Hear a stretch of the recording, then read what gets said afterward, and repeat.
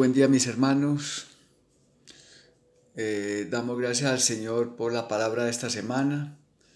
Estamos disfrutando la serie de los ministros del Nuevo Pacto, de las promesas de Dios, y la semana número 4, cuyo título es Bástate mi gracia.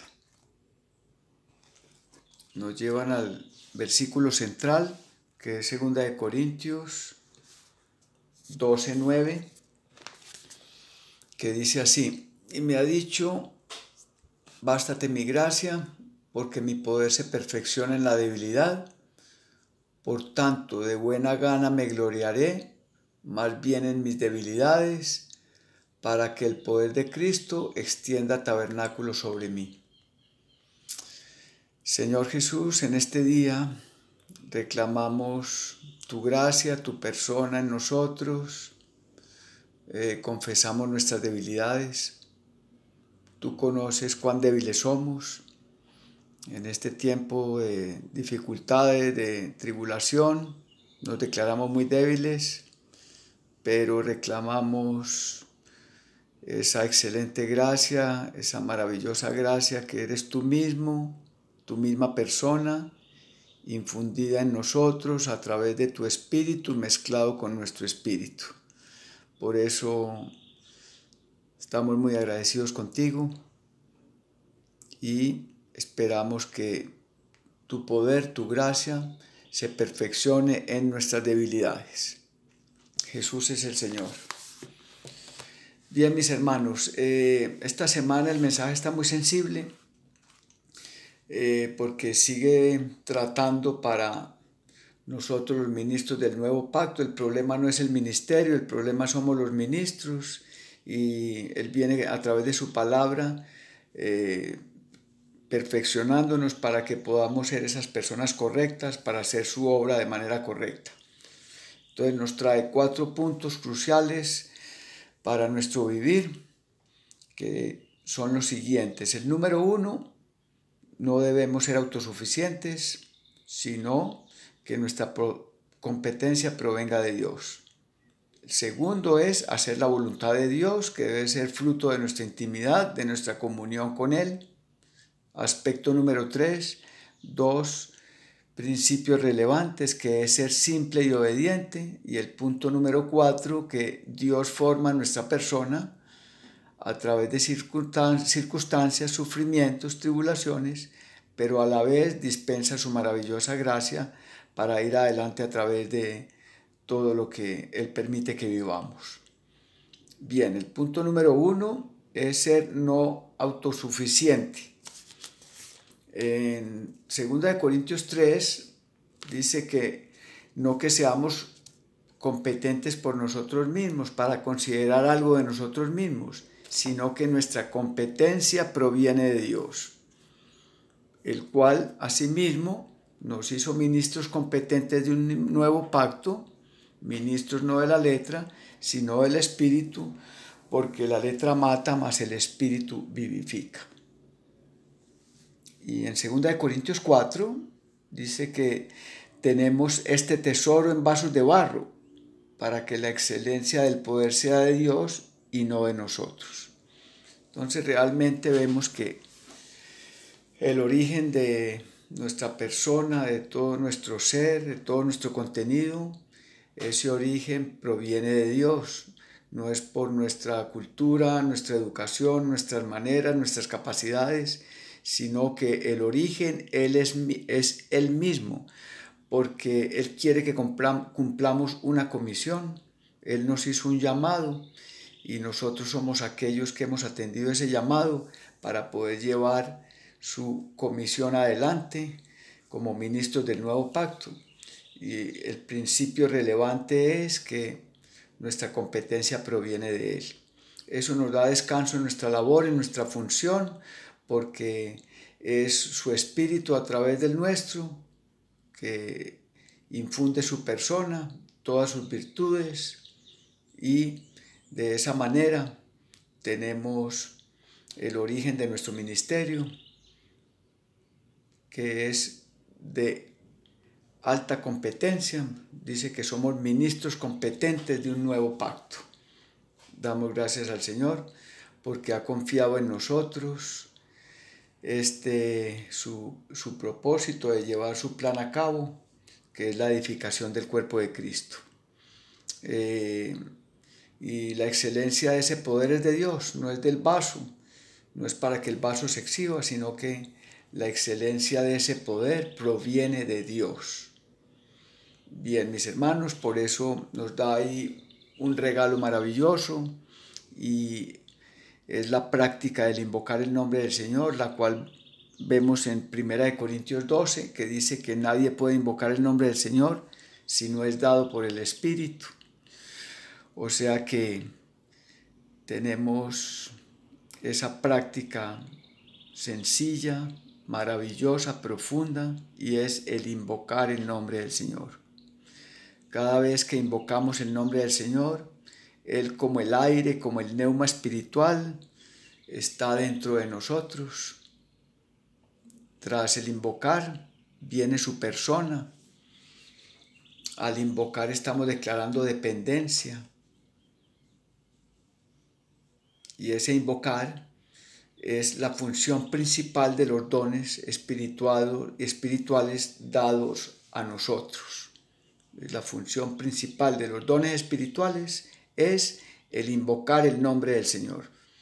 De esa manera vemos que está antes de los dones, ministerios y operaciones, está el invocar el nombre del Señor. Entonces dice que ¿cómo invocarán en el cual no han creído? ¿Cómo creerán en aquel que no han oído? ¿Cómo oirán sin haber quien proclame? ¿Y cómo proclamarán si no son enviados? Cuán hermosos son los pies de los que anuncian las buenas nuevas. Bueno, mis hermanos, nosotros somos esos enviados que proclamamos que Jesucristo es el Señor, y al nosotros proclamar que Jesucristo es el Señor y dar testimonio con nuestra vida, con un espíritu recto, con realidad, muchos podrán creer, podrán oír y podrán creer. Esa es nuestra función, por eso somos enviados. Entonces, ese invocar el nombre del Señor es algo muy precioso, muy práctico, porque muchos van a oír, muchos lo van a recibir, y ellos a la vez podrán proclamar que Jesucristo es el Señor. Ese es el ciclo de la vida. Bien, nosotros como creyentes que hemos recibido al Señor formamos parte del cuerpo de Cristo, somos miembros del cuerpo de Cristo. Y nos trae de manera práctica en Romanos 12, nos traen el tema del ejercicio de nuestros dones. Dice de la siguiente manera: digo pues, mediante la gracia que me es dada, a cada cual que está entre vosotros, que no tenga más alto concepto de sí que el que debe tener. Entonces, vemos de que nosotros dentro del cuerpo de Cristo, en nuestra función, podemos pensar que lo hacemos mejor que otros, que nuestra competencia es mejor, y de manera práctica no funciona como funciona en el mundo, funciona de manera contraria. Nosotros en el cuerpo de Cristo debemos ser aquellos que no tenemos más alto concepto de sí que el que debe tener, sino que pensemos de tal manera que seamos cuerdos, conforme a la medida de fe que Dios ha repartido a cada uno. Porque de manera que en un cuerpo tenemos muchos miembros, pero no todos los miembros tienen la misma función. Entonces vemos de igual manera que en el cuerpo humano tenemos muchos miembros, pero cada miembro tiene una función en particular. O sea que cada miembro tiene una función en particular. Así nosotros, siendo muchos, somos un solo cuerpo en Cristo y miembros cada uno en particular, los unos de los otros. Allí nos muestra el principio de la coordinación, de no tener un alto concepto de nosotros, de depender unos de otros, cada uno en su función. No es un asunto de competencia, sino de unidad, de unanimidad, de cooperación. Dice que teniendo dones que difieren según la gracia que nos es dada. O sea que cada don, cada función, cada miembro tiene ¿qué? Tiene su gracia. El de profecía, profeticemos conforme a la proporción de la fe. El de servicio, seamos fieles en servir. El que enseña, en la enseñanza. El que exhorta, en la exhortación. El que da, con sencillez. El que toma delantera, con diligencia. El que hace misericordia, con alegría. Yo quiero también compartirles este versículo que está en Efesios 4, 16, que dice así: de quien todo el cuerpo, bien unido y entrelazado por todas las coyunturas del rico suministro y por la función de cada miembro en su medida, causa el crecimiento del cuerpo para la edificación de sí mismo en amor. Entonces nos muestra de manera muy práctica que este cuerpo tiene que estar bien unido, entrelazado por las coyunturas del rico suministro, y es por la función de cada miembro en su medida. La función de cada miembro es preciosa, es necesaria, y es la función de cada miembro en su medida. Causa el crecimiento del cuerpo para la edificación de sí mismo en amor. De ahí la importancia de nosotros poder encontrar nuestra función y saber cuál es la función de otros. En nuestra comunión íntima con el Señor, Él nos mostrará cuál es nuestra función en el cuerpo y Él vindicará esta función en la medida en que Él nos dio dones a todos. Funciono con mi don, Él dispensa su gracia y este don se va convirtiendo en ministerio, y en la medida que siga funcionando, Él podrá operar a través de mí, a través de nosotros. Bien, el segundo aspecto que nos trae la semana es hacer la voluntad de Dios. Y el hacer la voluntad de Dios, eso debe empezar en mi corazón, en mi vivir, debe empezar en mi casa. Y nos traen una serie de versículos que nos muestran que es un asunto de hacer la voluntad de Dios. En 2 Corintios 1:1, Pablo, apóstol de Cristo Jesús, por la voluntad de Dios. Recordemos la oración modelo en Mateo 6:10, que Él dice que venga tu reino, que se haga tu voluntad, como se hace en el cielo, se haga aquí en la tierra. Entonces hágase tu voluntad. Mateo 7:21 dice, no todo el que me dice Señor, Señor, entrará en el reino de los cielos, sino aquel que hace mi voluntad. Recordemos en Lucas 22:42, en el Monte de los Olivos. Él dice allí, pasa de mí esta copa, pero no se haga mi voluntad, sino la tuya.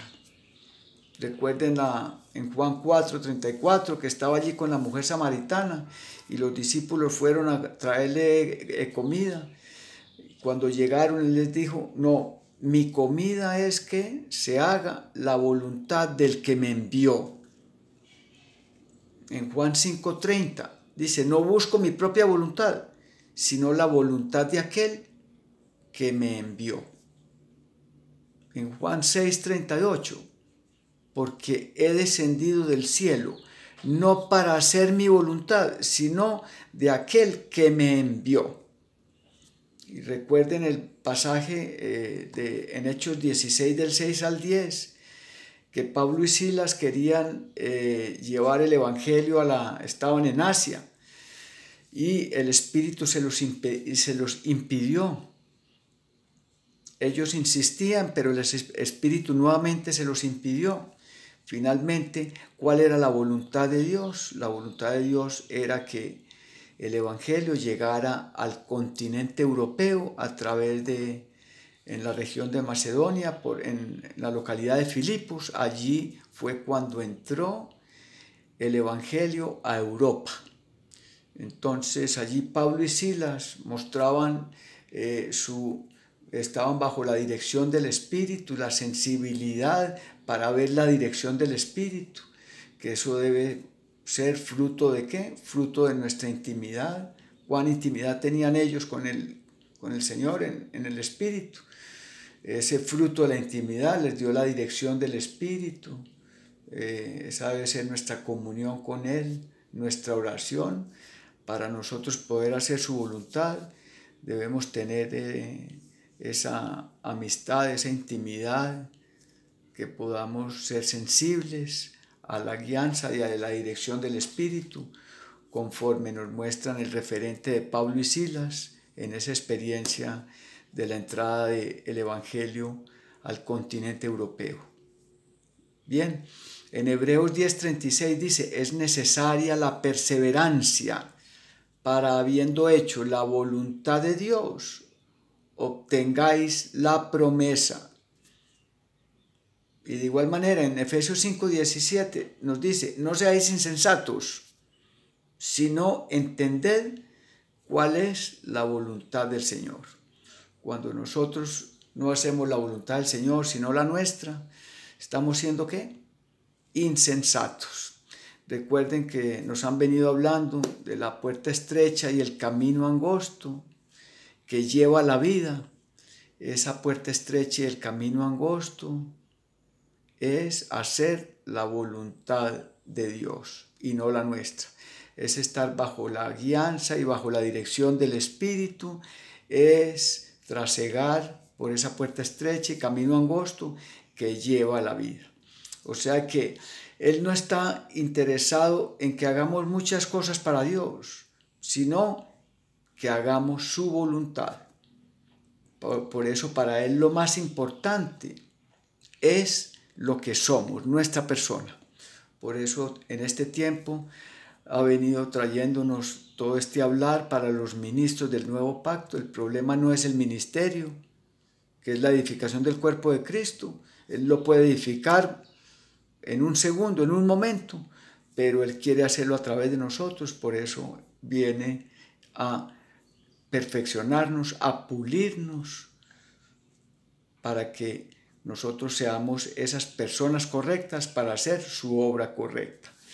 Entonces, visto de esta manera, sobre nuestros hombros recae un peso y una responsabilidad muy grande, y es que nosotros somos aquellos comisionados, aquellos enviados como ministros del nuevo pacto para llevar a cabo el deseo de Dios, que es la edificación del cuerpo de Cristo. O sea que ese peso y responsabilidad recae sobre nosotros.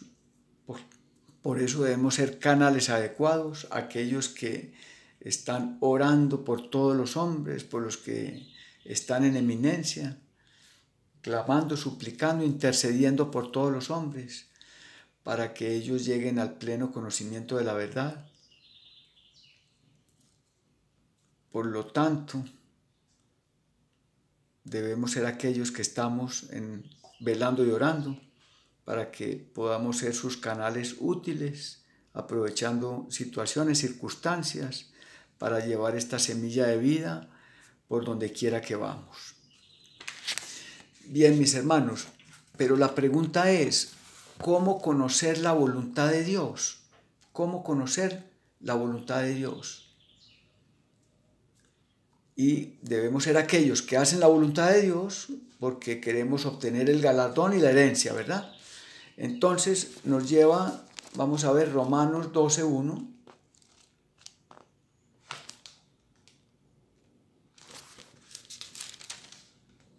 Dice así: así que, hermanos, os exhorto por las compasiones de Dios, que presentéis vuestros cuerpos en sacrificio vivo, santo, agradable a Dios, que es vuestro servicio racional. No os amoldéis a este siglo, sino transformados por medio de la renovación de vuestra mente, para que comprobéis cuál sea la voluntad de Dios, lo bueno, lo agradable, lo perfecto. Estos versículos son maravillosos porque termina el versículo 2 diciendo, usted quiere comprobar cuál es la voluntad de Dios, que es buena, agradable y perfecta. Bueno, primero, presente su cuerpo, porque al presentar nuestro cuerpo, dentro de nuestro cuerpo está nuestro espíritu. Entonces estamos presentando todo nuestro ser. Al yo presentar mi cuerpo, va inmerso mi espíritu y lo estoy presentando como ¿qué? Como sacrificio vivo. Al presentarme como sacrificio vivo, sube un olor fragante. Hay un olor fragante que sube y es aceptado por Dios. Bien. Y nos exhorta y nos anima, dice, no se conforme, no se amolde a este siglo. Recordemos que cada siglo trae sus patrones y Él nos está dando esta clave tremenda que es no se conforme, no se amolde, porque Él quiere transformar y renovar nuestra mente. Él quiere traernos cosas nuevas, grandiosas para nosotros, pero realmente en el ser humano, en todos nosotros hay un síndrome, hay algo que nos impide soltar todas las tradiciones, maneras, formas, y realmente estamos aferrados a ellas, no queremos soltar todo eso. Eso es lo que es la neofobia, es la fobia a lo nuevo. Y Dios quiere con nosotros transformar y renovar nuestra mente. O sea que necesitamos presentar nuestro cuerpo en sacrificio vivo, olor fragante para Dios, no conformarnos, no amoldarnos a los patrones de este siglo y tener la apertura para que Él pueda transformar y renovar nuestra mente, para que comprobemos esa buena, agradable y perfecta voluntad de Dios. Ahora, para eso hay un test o hay un debido proceso. ¿Cómo conozco la voluntad de Dios? ¿Quién no quiere conocer la voluntad de Dios? Todos los hombres, en lo más íntimo de nuestro corazón, quisiéramos saber cuál es la voluntad de Dios. Nuestro vivir es un vivir de decisiones. Cada día, cada momento está lleno de decisiones. Pero queremos, en cada decisión que tomemos, conocer la buena voluntad de Dios, que no se equivoca, que es buena, es agradable y es perfecta para nuestro vivir. Entonces hay un debido proceso, hay un test. ¿Cuál es el primero? Número 1, la unción. ¿Pero qué es la unción? La unción es esa comunión vertical con nuestro Padre. La unción es el mover del Espíritu, es la unción. Es algo dinámico, progresivo, que está siempre en nosotros. Podemos decir que esa unción es el sentir de vida interior. Pero ¿cómo así el sentir de vida interior? Sí, recuerden que en nuestro espíritu hay una parte que se llama la intuición. El Espíritu de Dios está morando en nuestro espíritu, su espíritu en el nuestro a través de esa parte, esa partecita del espíritu que se llama intuición. Él nos da allí el sentir de vida interior. Y ese sentir de vida interior, que es la unción, es el mover del espíritu en el nuestro, nos va a ayudar a tomar decisiones. Si voy a la izquierda o a la derecha, pero ¿cómo sabré si es la buena, agradable y perfecta voluntad de Dios? Debe resultar en mí un sentir de paz, de confirmación, de alegría. O sea que el primer paso es la unción. Luego hay un segundo paso en este debido proceso, que es la comunión con nuestra familia, comunión con nuestra esposa, comunión con nuestros hijos. Ya esa, después de la comunión vertical viene la comunión horizontal, que es con los más cercanos, con mi familia, tener comunión, poner la situación delante de ellos, cierta decisión que debamos tomar en el aspecto familiar, social, laboral, en nuestro servicio al Señor. ¿Cuántas veces tenemos que poner asuntos en comunión delante de Dios, delante de nuestra familia? Y bien, esa comunión con nuestra familia debe dar una debe haber una confirmación si queremos ir adelante con la situación que estamos poniendo delante de Dios. Pero bueno, de igual manera hay un tercer paso y es tener otra comunión horizontal, igualmente con el cuerpo a través de los hermanos. Hermanos, compañeros de milicia que tengan buen testimonio, podemos acudir a ellos, hermanos que van adelante, pasamos la comunión para ellos y a través de esa comunión puede haber también una confirmación. Y el cuarto proceso, el cuarto paso para este debido proceso son las circunstancias. Dios a través de las circunstancias confirmará o no confirmará el asunto que hemos puesto delante del Señor. Habrá circunstancias que finalmente los tres primeros pasos se hicieron, pero el cuarto paso, que son las circunstancias, hay tropiezo, hay impedimento, las cosas no se dan. Finalmente el Señor nos está dejando que demos ese paso adelante, nos está aprobando esa decisión en nosotros. Entonces de ahí que estos son los 4 pasos relevantes para conocer la voluntad de Dios. Entonces hemos aprendido algo muy valioso en la vida de iglesia, y es este proceso de la comunión. La comunión nos trae bendición. Hemos visto muchos casos de asuntos que se llevan adelante sin tener una comunión previa, sin tener este debido proceso, y finalmente las resultantes son problemas, son dificultades, son caos.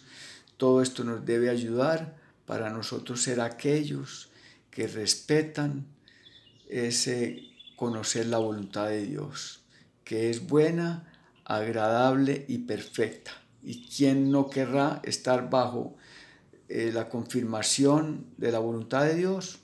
O sea que nos anima la palabra esta semana a seguir este debido proceso. Jesús es el Señor.